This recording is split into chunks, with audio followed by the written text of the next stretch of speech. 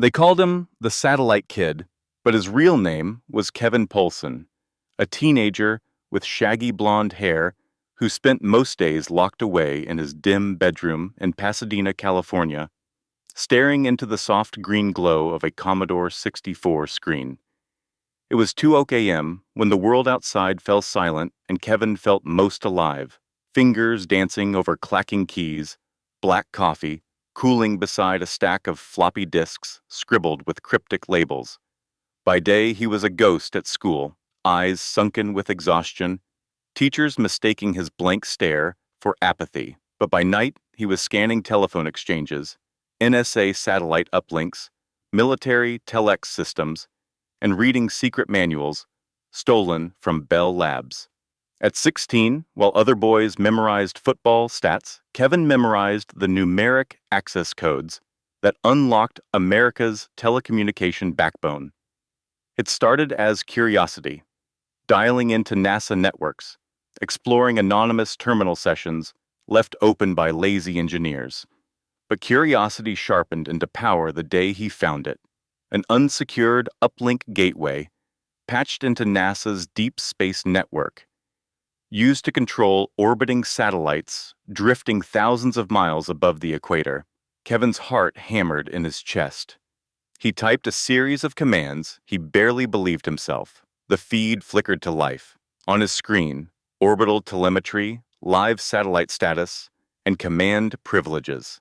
He sat frozen, realizing he was now god of the skies, holding keys that could reposition billion-dollar satellites meant to track asteroids or spy on Russian ICBM silos.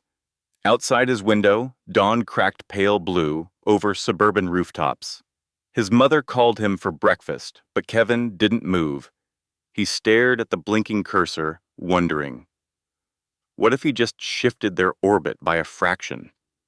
What if he pivoted a NASA satellite to stare at a random desert in Nevada instead of deep space? For days he experimented, careful not to trigger alarm thresholds. A few arc minutes here, a gentle recalibration there. Engineers thought it was minor drift, making routine adjustments. But it was him, a teen in a messy room with peeling Star Wars posters, controlling eyes in the sky built to guard humanity from extinction. His power spiraled into risk. One afternoon, after skipping class, he intercepted a live internal NASA conference call. Voices crackled through his speaker. Flight engineers were panicking about unexplainable command echoes on an uplink channel. Kevin felt a cold thrill in his stomach. He'd gone too far. They traced the anomaly to California. Minutes later, alarms flashed in his software. Connection terminated. IP blacklisted.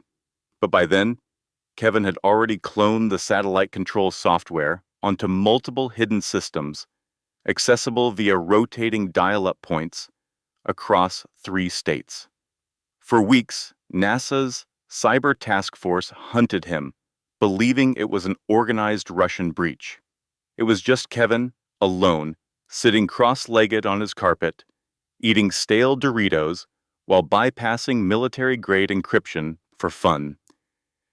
When FBI agents finally came for him, they kicked down his front door at dawn. Kevin sat quietly as they cuffed his wrists, blinking at the morning light seeping into his room. In interviews, agents said they found a boy who didn't look capable of dismantling the security of a billion-dollar space program.